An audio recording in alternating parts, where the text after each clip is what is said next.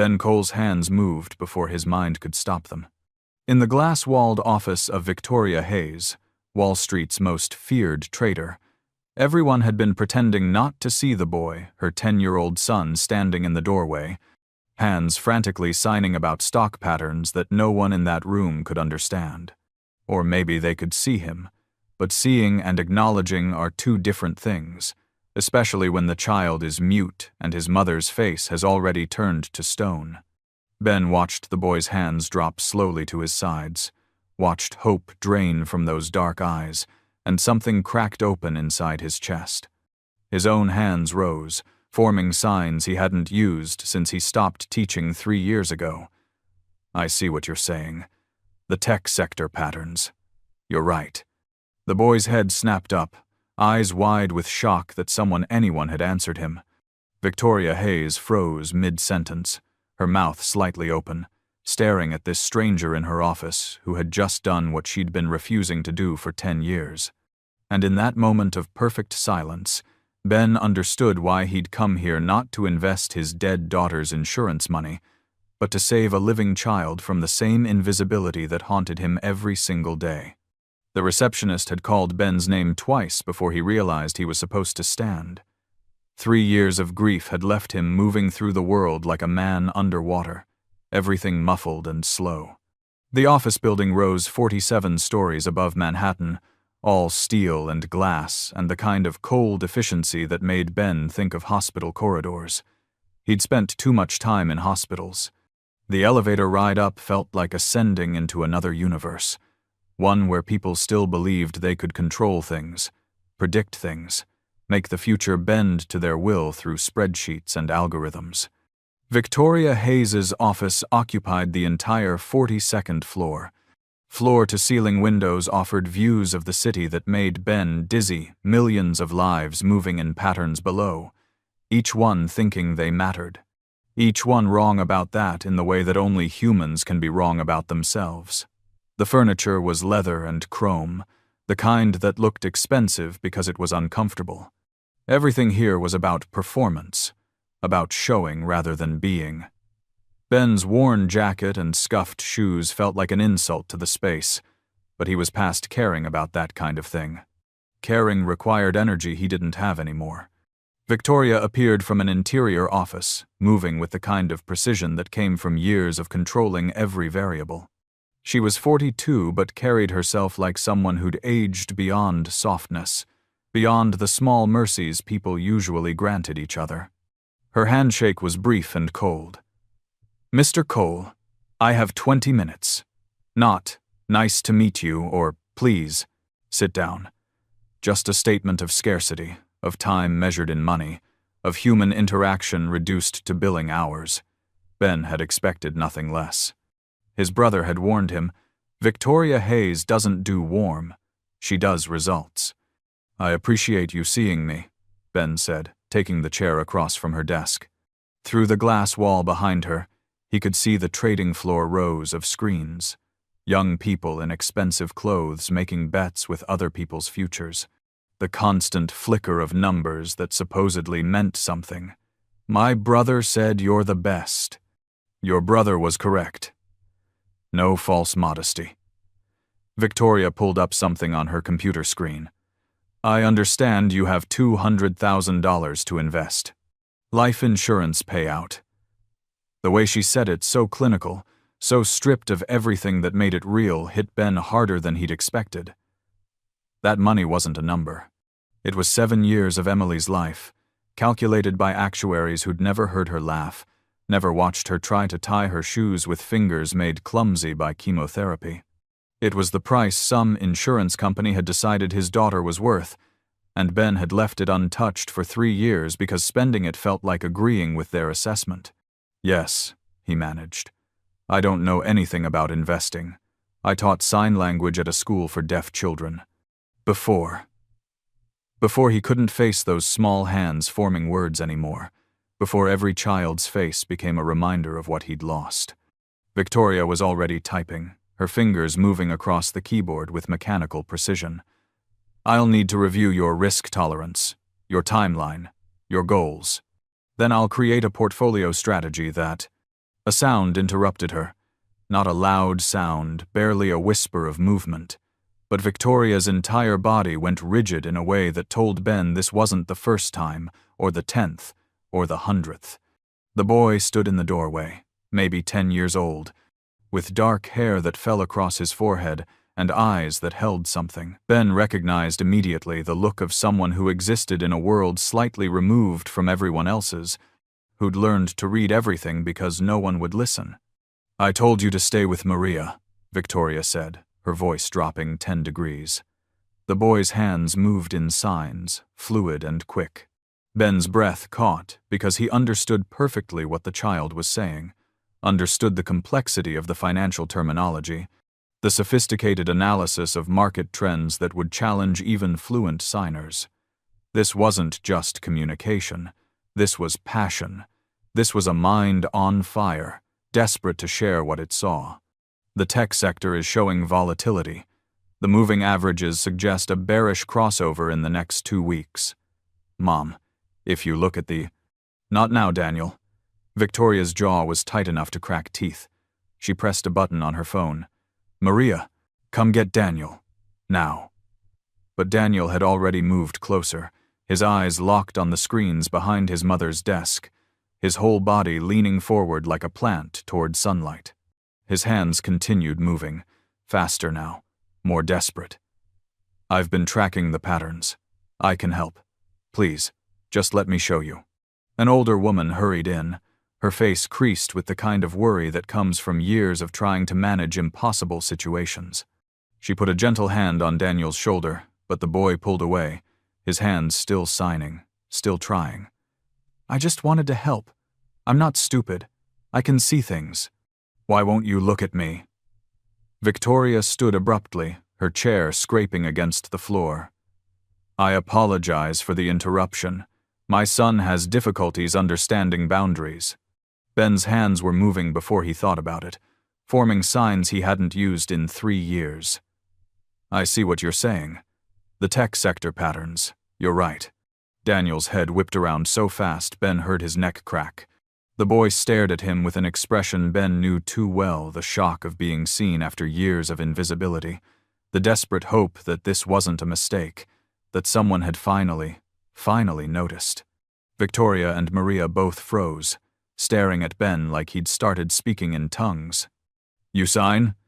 Victoria's voice was carefully neutral, but Ben caught the tremor underneath. "I was a teacher. 12 years at the Riverside School for the Deaf." He kept his hands moving as he spoke, directing his signs to Daniel. "Your analysis is sophisticated. How long have you been studying the market?" Daniel's response was immediate, his hands flying with the kind of joy that came from finally being heard. 3 years. I watch Mom's screens when she's working. I've been learning the patterns, the way money moves. Nobody knows. Mom thinks I just play games on my tablet." Ben translated for Victoria, watching her face carefully. Something flickered there, surprise, maybe, or pain, or the particular shame that comes from realizing you've been blind to something that was right in front of you the whole time. "He's been watching you," Ben said quietly. "Learning from you. For 3 years, and he's brilliant at it." Victoria's hands were very still on her desk. In someone else it might have looked like calm, but Ben had spent enough years reading the space between words to know this was control exercised against chaos. "My son's interests are not your concern, Mr. Cole. We're here to discuss your investment strategy. Maybe we're here for something else." Ben surprised himself with the words, with the firmness in his voice. 3 years of grief had left him hollowed out, unable to care about much beyond the basic mechanics of staying alive. But something about Daniel standing in that doorway, about the desperate hope in those signing hands, had cracked something open. "Maybe we're here because your son is drowning in plain sight, and you're too busy counting money to throw him a rope." The silence that followed was sharp enough to draw blood. Maria's hand tightened on Daniel's shoulder. The boy stared at Ben with something like worship and terror mixed together. Victoria stood slowly, her face a mask of controlled fury. "You have no right. You're right. I don't." Ben's voice was softer now. but I lost my daughter 3 years ago. She was 7. Leukemia. And every single day since then, I think about the conversations we never had, the things I never taught her, the moments I wasted being tired or distracted or just not present enough. You have a living child who is desperate to connect with you, who literally speaks your language, the language of the thing you love most, and you won't let him in. Victoria's face went white, then red.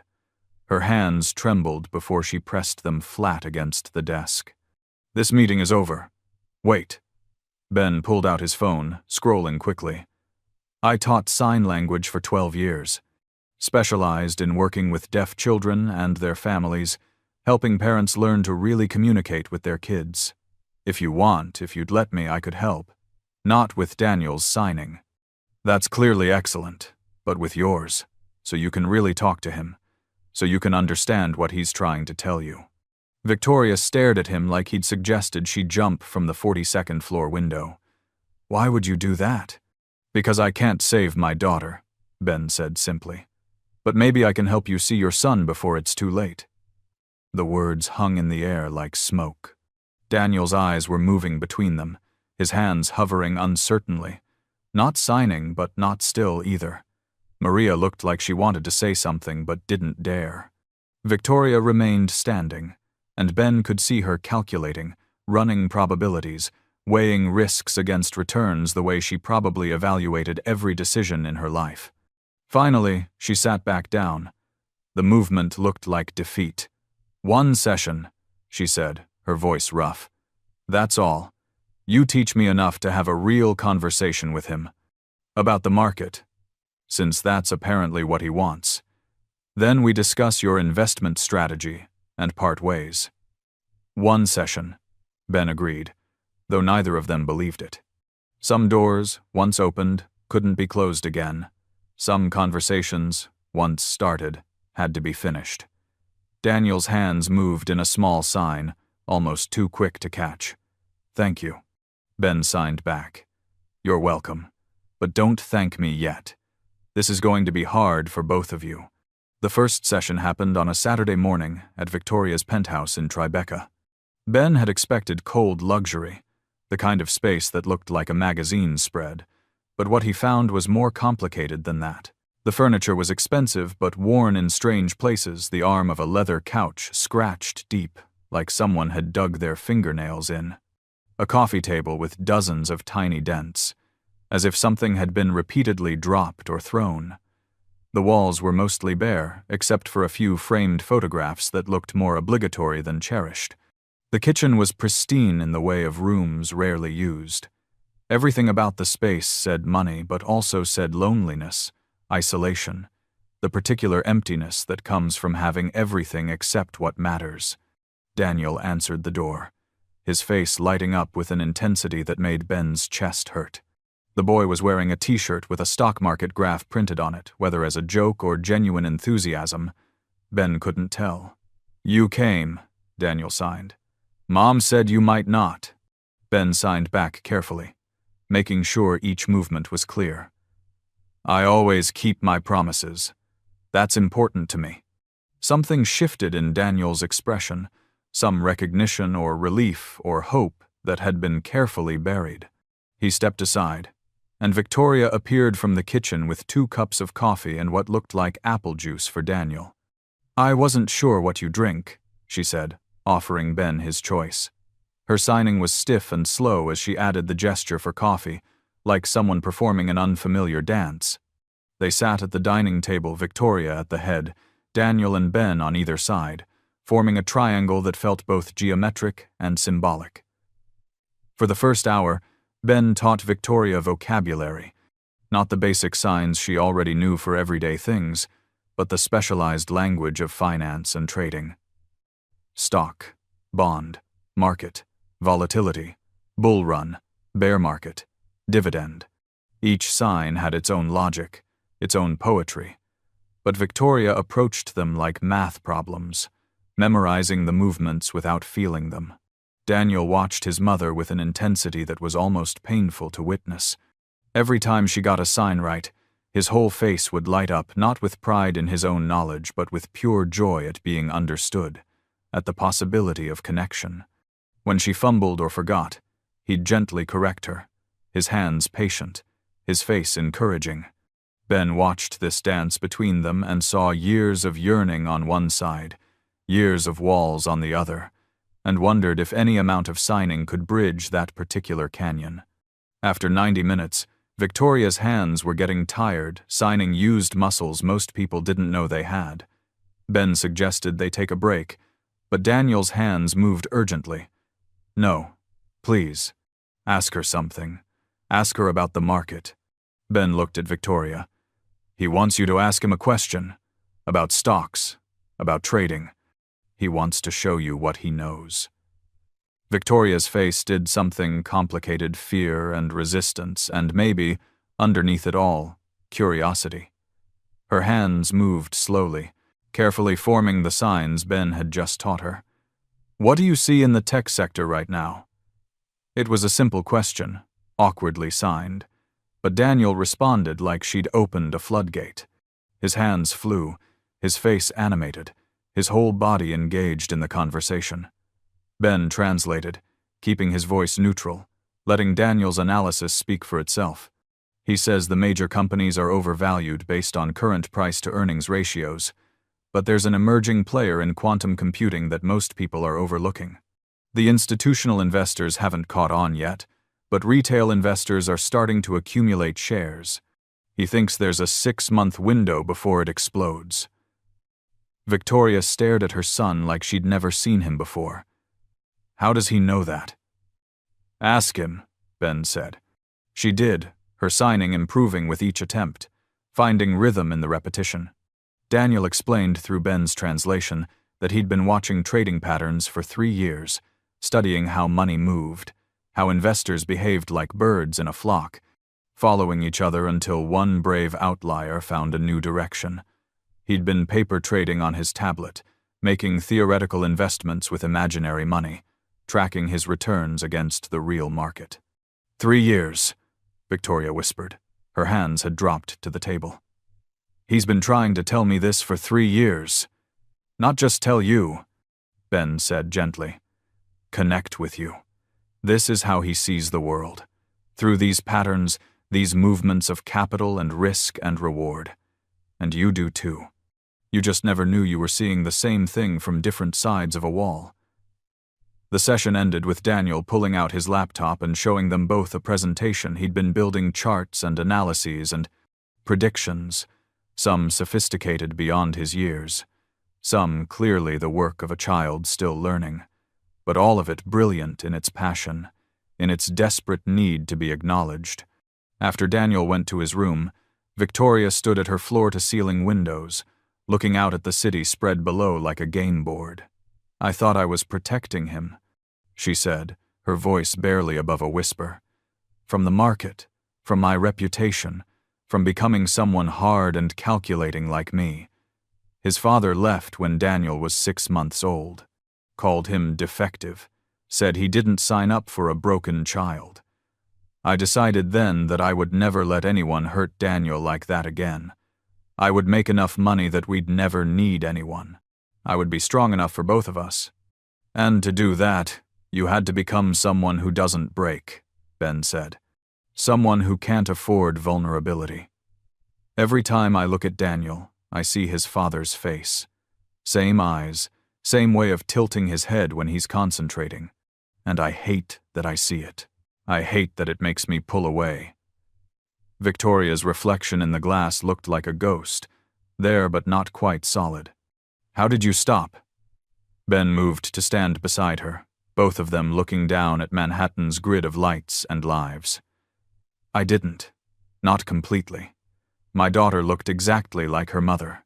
My ex-wife left us when Emily was 4, said she couldn't handle a sick child, couldn't watch her own daughter deteriorate. When Emily died, part of me felt relieved that I wouldn't have to see my ex-wife's face anymore. That reminder of abandonment. It took me 2 years to realize I'd wasted Emily's last years being angry at features she couldn't control. So what changed? Victoria's voice was raw now, stripped of its usual armor. I started looking at photographs, really looking, and I saw Emily, not her mother's eyes or smile or mannerisms, but Emily herself. Her particular way of laughing with her whole body. The way she'd scrunch her nose when she was thinking hard. The small kindnesses she'd show to other sick kids, sharing her stuffed animals, holding their hands during treatments. All the things that were only hers, that came from some mysterious place that wasn't genetics or environment, but just her essential self. Victoria was quiet for a long moment. Daniel isn't his father. No, he's better than both his parents. He's been trying to build a bridge between your worlds, and you've been standing on your side refusing to cross. Ben's voice was soft but firm. He doesn't need you to be perfect. He just needs you to try. The sessions continued, every Saturday morning, stretching from 1 hour to 2 to 3. Ben watched as Victoria's signing became more fluid, less mechanical, as her face began to show more expression when she communicated with her son.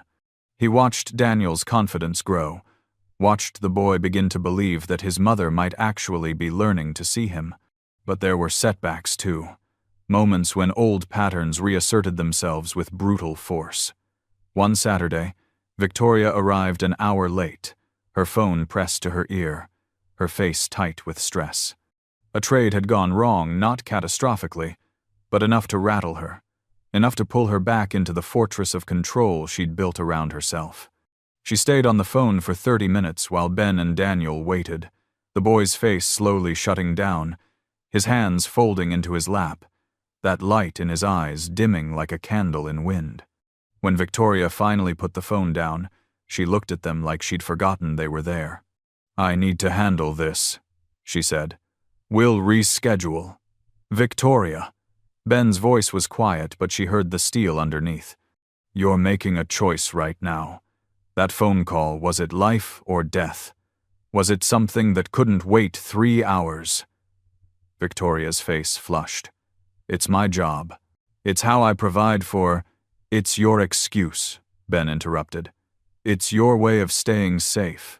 But your son is sitting right here, and you're choosing to be somewhere else." Victoria grabbed her purse, her movements sharp and angry.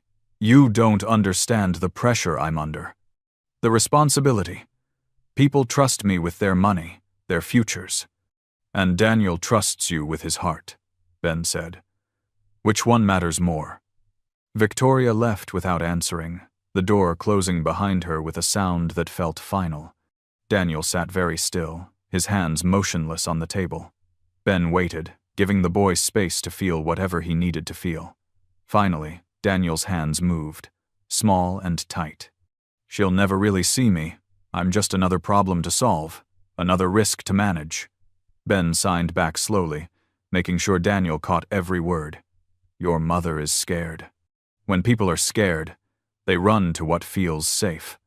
For her, that's work. That's control. That's the place where she knows the rules and can predict outcomes. How long do I have to wait?" Daniel's hands were almost angry now, as close to shouting as signing could get. "I've been waiting my whole life." Ben had no good answer for that.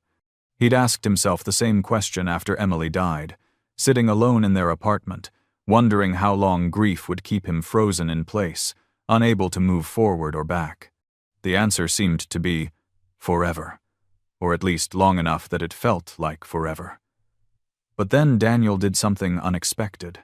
He pulled out his laptop and showed Ben the paper trading account he'd been maintaining, the theoretical portfolio he'd built over months of careful analysis. The returns were impressive, 17% over 6 months, beating most professional traders. "Have you shown this to your mother?" Ben asked.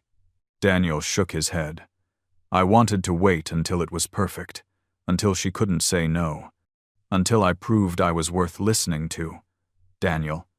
Ben signed carefully, making sure every movement carried weight. "You don't have to be perfect to be worthy of attention. You don't have to prove anything to deserve your mother's love. You just have to be you. That's enough. That's always been enough." The boy's eyes filled with tears, and Ben realized no one had ever told Daniel that before.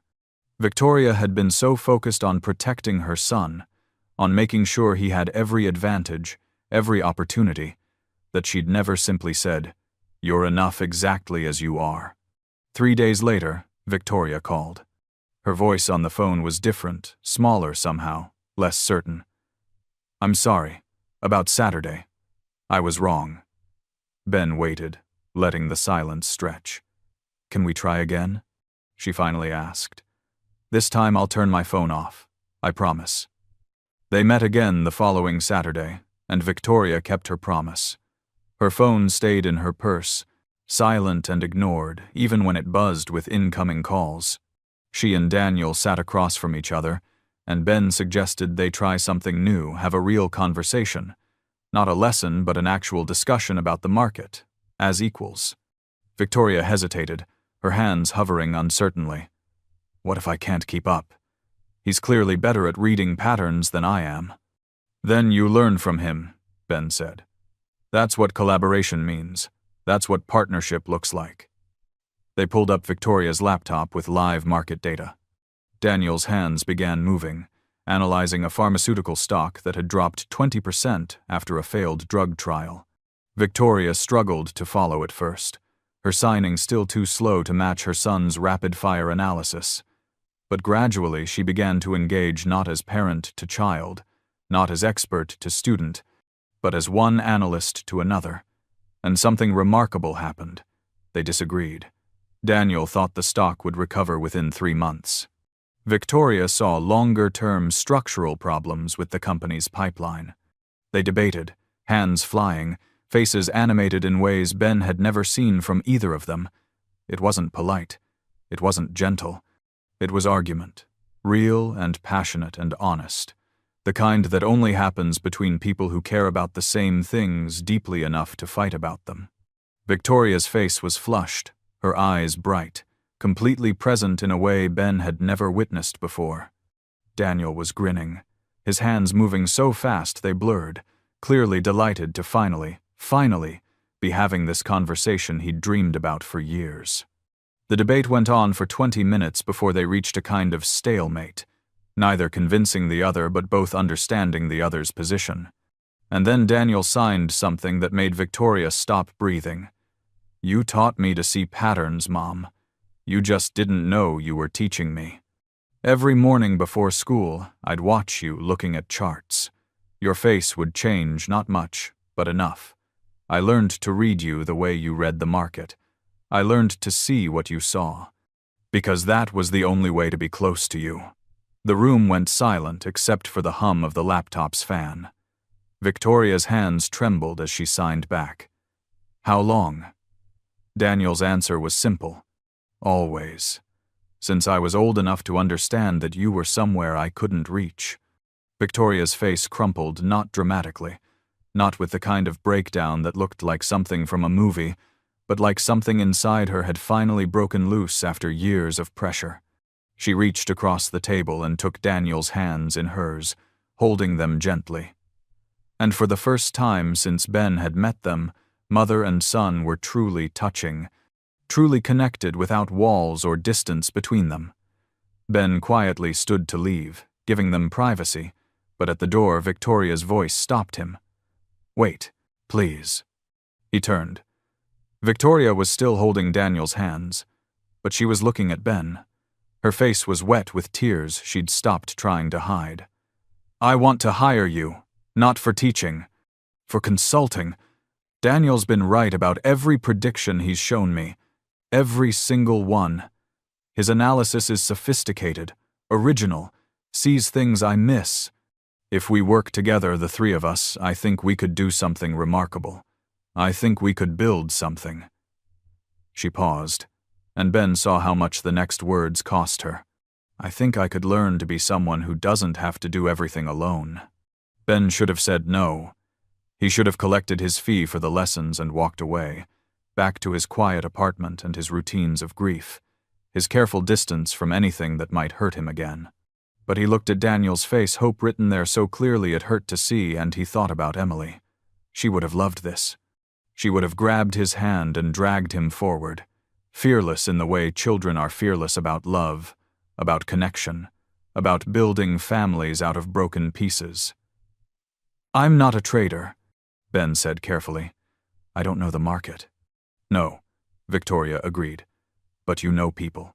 You know how to read what isn't being said, how to see the patterns in behavior that numbers can't capture. And you know how to build bridges between worlds that shouldn't be able to touch." "That's what we need." Daniel was signing something to his mother, rapid and excited, and Victoria smiled a real smile, not the brittle professional mask she usually wore. She translated. "He says you already taught us the most important strategy. How to see what's actually there instead of what we're afraid to look at." Ben felt something shift in his chest, like a door he'd thought was sealed forever, opening just a crack, letting light slip through. Maybe this was what came after grief, not forgetting, not moving on, but finding new ways to pour the love that had nowhere else to go. "One condition," Ben said. "We set up a fund. For deaf education. A percentage of all profits goes there." Victoria nodded slowly. "Emily's fund," she said. "If that's okay." It was more than okay. It was perfect. It was a way to make his daughter's death mean something beyond the numbers in an insurance payout. It was a way to turn loss into purpose, pain into legacy. "Emily's fund," Ben agreed, and felt something in his chest unclench for the first time in 3 years. 3 months later, their unlikely partnership had become something none of them had anticipated. Victoria, Daniel, and Ben met after market hours in Victoria's office. The three of them gathered around her screens like conspirators. Daniel would sign his observations patterns in trading volume, anomalies in price movements, correlations between seemingly unrelated sectors. Ben would translate and add his own analysis of the human factors, the psychological elements that drove market behavior. Victoria would evaluate and execute, her years of experience providing the framework that turned insight into action. It was unconventional, probably unprecedented, and it worked beautifully. Emily's fund for deaf education had already raised $47,000 from their profits.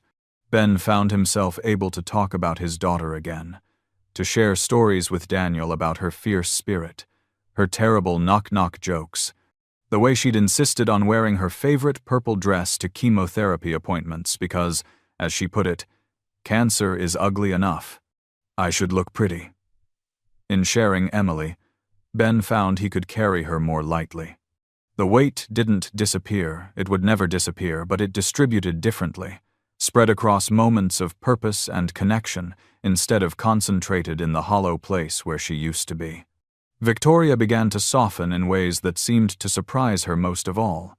She laughed more, smiled at Daniel with less reservation, stopped checking her phone every 3 minutes when they were together. One Saturday, she showed up at Ben's apartment with Daniel, unannounced, holding a bag from a Chinese restaurant. "I don't know how to cook," she said, almost defensively, "but I thought we could have dinner, if you're not busy." Victoria learning to use chopsticks while Daniel laughed at her attempts, and Ben thought, this is what family looks like when you build it from spare parts, from broken pieces that somehow fit together better than they did when they were whole. Then came the day that tested everything they'd built. A massive pharmaceutical company announced a surprise merger, and the market exploded with activity. Victoria was on a call with her biggest client, a pension fund representing 60,000 workers, managed by a man named Harold Brennan, who trusted Victoria with $53 million. Harold wanted in on the merger speculation, wanted Victoria to ride the wave upward like every other trader in New York was doing. The stock was up 18% in pre-market trading, and Harold's voice crackled through the speakerphone with barely contained excitement. But Daniel's hands were moving frantically, his face urgent in a way Ben had learned to recognize. Ben translated quietly while Victoria listened to Harold's demands. He says it's a trap. The merger looks good on paper, but there's something wrong with the timeline. The regulatory approval process will take months, maybe years longer than the companies are suggesting. Everyone's buying on hype, but the fundamentals don't support this spike. He thinks it's going to collapse. Victoria looked between the phone and her son, her face taut with tension. This was the moment, Ben realized. This was where she chose which world to trust, the world of professional reputation and established patterns, or the world of signing hands and intuitive analysis from a 10-year-old boy. "Daniel," Victoria signed, her hands tight with stress. "Are you certain?" The boy shook his head. "Not certain. Never certain. But I feel it. Like a note that's slightly out of tune. Something doesn't fit." Victoria closed her eyes for a long moment. Ben could almost see her running calculations, weighing probabilities, measuring risk against potential reward. Then she opened her eyes and spoke into the phone. "Harold, I'm advising you to sit this one out. Don't touch the merger stock. The fundamentals don't support the current valuation. This is a bubble, and it's going to pop." The silence on the other end was brief before Harold's voice came back, louder now. "Are you kidding? Every firm in New York is making money on this right now, this very second. And you're telling me to sit on my hands?" "Yes," Victoria said firmly. "I'm telling you to wait. And if you don't trust my judgment after 8 years of consistent returns, then you should find another trader." She ended the call. The office fell silent. Victoria's hands were shaking as she set down the phone, and Ben saw the cost of what she'd just done, written in the tension of her shoulders, the tightness around her eyes. $53 million, potentially the largest account she'd ever managed, and she'd just risked it all on her deaf son's intuition, on a feeling that couldn't be quantified or proven, only trusted. What if he's wrong?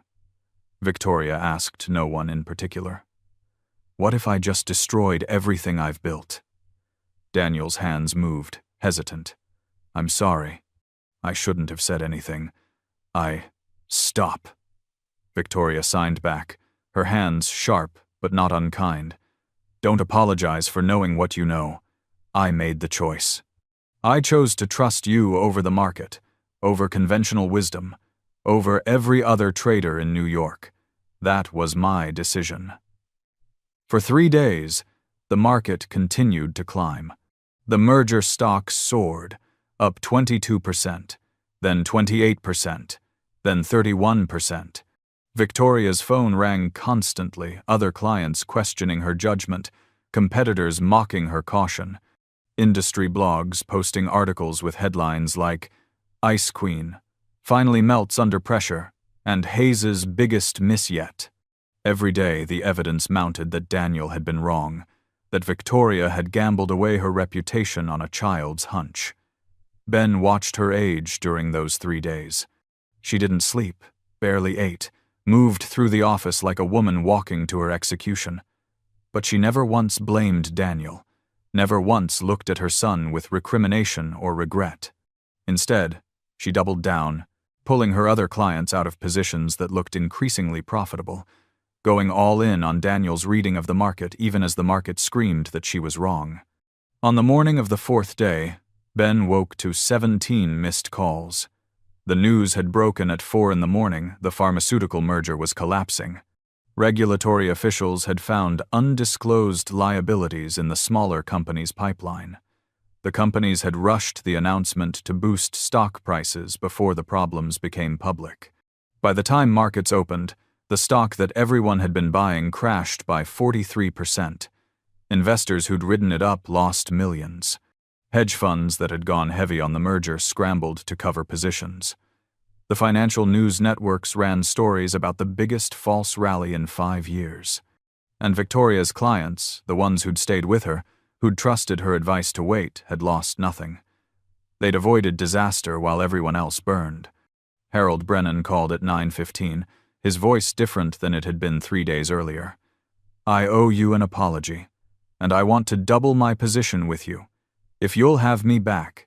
The other clients called too, apologetic, grateful, asking to expand their portfolios. Victoria fielded the calls with grace but minimal satisfaction. When they finally ended, she turned to Daniel and Ben, her face exhausted but something lighter in her eyes than Ben had ever seen there. Daniel was looking at his laptop screen, at the chart showing the stock's collapse, but his expression wasn't triumphant, wasn't smug. He just looked at his mother and signed, "You believed me." Victoria pulled her son into a hug, awkward at first, her arms uncertain where to go, but then fierce and complete, the kind of embrace that tried to make up for years of distance in a single moment. When she pulled back, her face was wet with tears she'd stopped trying to hide weeks ago. "I'll always believe you," she signed. "I'm sorry it took me so long to start. I'm sorry I wasted so much time being afraid of the wrong things." Ben stood back, watching them, and felt the bittersweet ache that had become familiar over the past months. This was what he'd lost with Emily, these moments of pure connection, of seeing and being seen, of love expressed in presence and trust.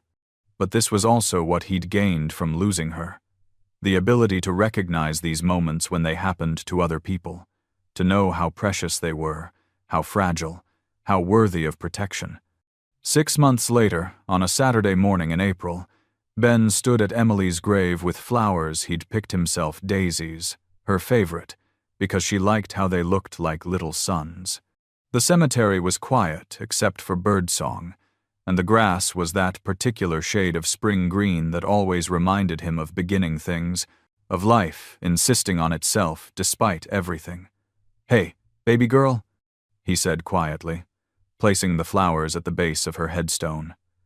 "I know it's been a while since I visited. I've been busy. Good busy, though. The kind you'd like." He told her about Victoria and Daniel, about the fund they'd named after her, about the deaf children who were getting scholarships and resources because of the money they'd raised. He told her about teaching again, about the new students at Riverside School who reminded him not of what he'd lost but of what was still possible in the world. He told her about the dinners at Victoria's penthouse, the three of them working through market analyses and homework problems and terrible movies with equal enthusiasm. "You would have liked Daniel," Ben said. "He's stubborn and brilliant, just like you. Asks questions that don't have easy answers. Sees patterns where other people see chaos. He reminds me of you in the important ways, not in how he looks or sounds, but in how he loves. Fiercely, without reservation, with his whole heart." Ben was quiet for a moment, listening to the birds, feeling the sun on his face. "I'm not going to say I've moved on. I don't think I ever will. You're still the first thing I think about when I wake up and the last thing before I sleep. But I've learned to carry you differently. Not as weight that pulls me down, but as light that shows me the way forward." Does that make sense? A breeze moved through the cemetery, rustling the leaves of the oak tree that shaded Emily's grave, and Ben chose to interpret it as yes. He stood there a while longer, not praying he'd never been good at that, but simply being present, allowing himself to feel the full measure of his grief and his gratitude, his loss and his love, his pain and his purpose, all mixed together in ways that couldn't be separated anymore. When he finally left, he didn't feel the crushing weight that used to accompany these visits. Instead, he felt something closer to peace, not the absence of pain, but the presence of acceptance. The knowledge that love doesn't end when people die. It just changes form, finds new channels, flows in different directions. At Victoria's office that afternoon, Daniel had set up his own desk in the corner, a small victory Victoria had granted after weeks of Daniel's careful negotiation. The boy did his homework there after school, while Victoria worked, the two of them existing in comfortable parallel, sometimes discussing markets, sometimes homework, sometimes nothing at all. Just being together, just sharing space in a way that mattered more than words. Victoria looked up from her screens as Ben entered, and her face did something it never used to do, softened, smiled, welcomed without calculation or reserve. "Coffee?" she signed, the movement now as natural as breathing. "Please," Ben signed back, settling into the chair across from her desk. Daniel waved from his corner, his hands full of what looked like a history paper, and Ben waved back, feeling that small, warm spark of connection that he'd thought was gone forever after Emily died. They worked through the afternoon, the three of them, analyzing market trends and probability curves and the 1,000 small decisions that added up to strategy. At 6, they ordered pizza Daniel's choice, pepperoni and mushroom, and ate while watching the evening news cycle through its usual catastrophes. "I have something to tell you both," Victoria said during a commercial break, her hands moving in the fluid way that came from months of practice. "I've been approached by a documentary filmmaker. She wants to do a piece about our work together, about Daniel's abilities, about creating spaces for disabled children in finance." She paused, looking at her son. "But I said no, because you're not a story for other people's consumption. You're my son, and that's more important than any publicity." Daniel's face did something complicated, gratitude and disappointment mixed together. His hands moved slowly. What if it could help other kids like me? Other families who don't know how to talk to each other? Victoria looked at Ben, and he could see her struggling with it, weighing her protective instincts against the possibility of purpose beyond themselves. "What do you think?" she asked. Ben considered it. "I think Emily would have said that stories matter, that visibility matters, that showing people what's possible can change what they believe is achievable. But I also think you get to set the boundaries. You get to say what's private and what's public, what's for sharing and what's just for you." Victoria turned back to Daniel. "What do you want?" she signed. It was such a simple question, but Ben could see how much it meant, how different it was from deciding for him, protecting him, managing his life without his input. Daniel thought for a long moment before signing his answer. "I want to do it, but only if we do it together, all three of us, as a family."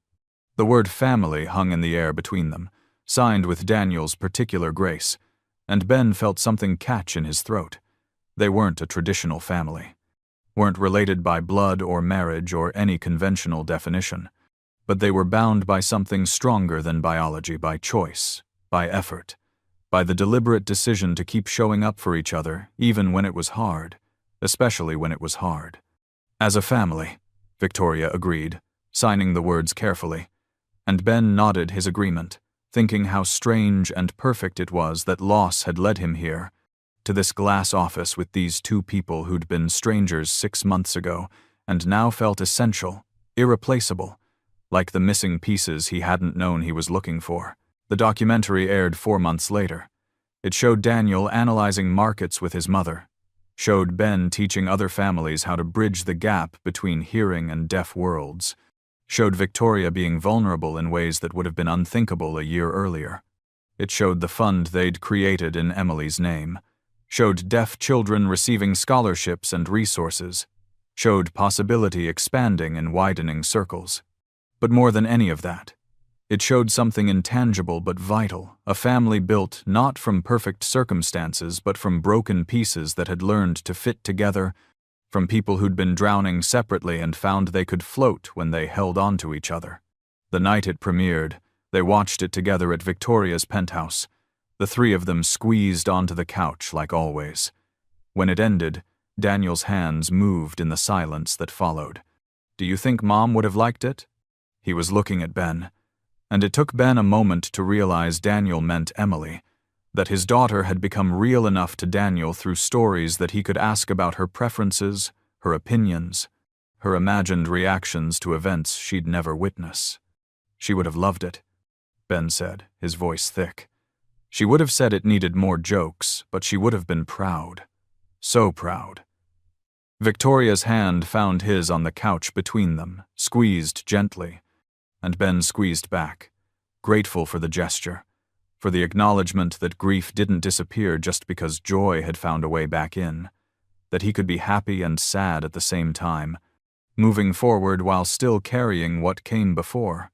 Later, after Daniel had gone to bed, Victoria and Ben stood at the window looking down at the city, the same view they'd shared that first difficult day when walls had still stood between her and her son, when Ben had still been drowning in grief so deep he couldn't see the surface.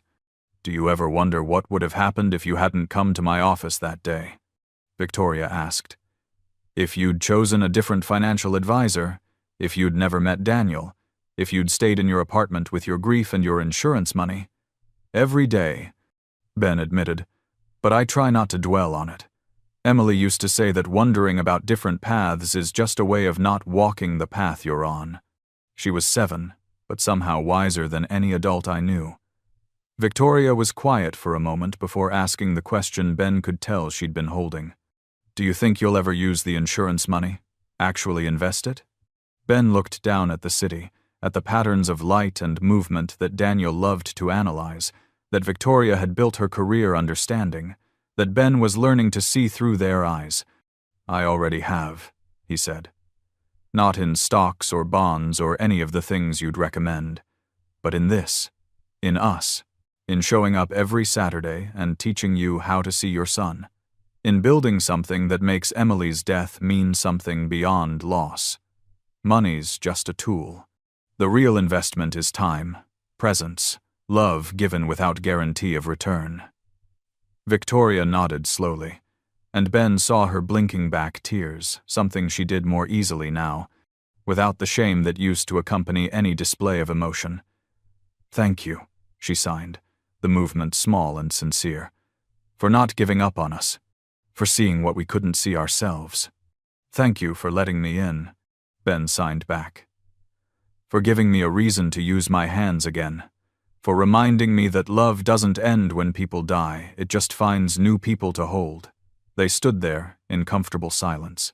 2 broken people who'd found a way to be less broken together, watching the city continue its endless motion below, indifferent to small dramas and quiet victories, to families built from spare parts, and grief transformed into purpose.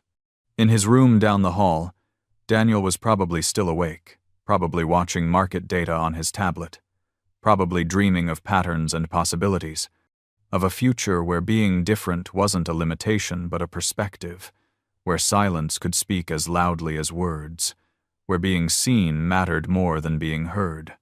And somewhere in the space between memory and presence, Emily existed too, not gone but changed, not lost but transformed into the love that had led her father here, to this moment, to this makeshift family, to this particular healing that came not from forgetting pain but from letting it become something else, something that could coexist with joy and purpose and the stubborn insistence that tomorrow might hold meaning even when yesterday held only loss. Outside the window, the city glittered like promises, like patterns waiting to be decoded, like a million small stories of people finding each other in the dark, building light from whatever materials they had, refusing to let their endings be the only truth about their lives. And in Victoria's penthouse, in the quiet after conversation, 3 people who'd been invisible to themselves learned to see each other clearly, learned that family isn't about perfection or blood or conventional definitions, but about the daily choice to show up, to try, to love each other through the complications and the fears and the 1,000 small ways people struggle to connect across the distances that separate us all. That was the pattern that mattered most. Not stock prices or market trends or the movement of capital through time and space, but this, the human capacity to build something meaningful from broken pieces, to transform loss into legacy, to find in each other the reflection of our best selves, the permission to grieve and grow simultaneously, the courage to believe that love in all its forms, through all its changes, remains the only investment that never loses value.